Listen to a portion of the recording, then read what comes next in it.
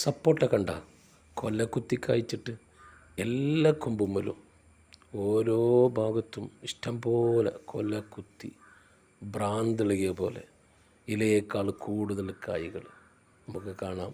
ഓരോ ഭാഗത്തും ഓരോ കൊമ്പിലും ചെറിയൊരു സപ്പോട്ട തൈയാണ്, അതിൽ മുഴുവനും കായ്കൾ. മുമ്പ് ഇതിങ്ങനെ കായ്ക്കാറില്ലായിരുന്നു.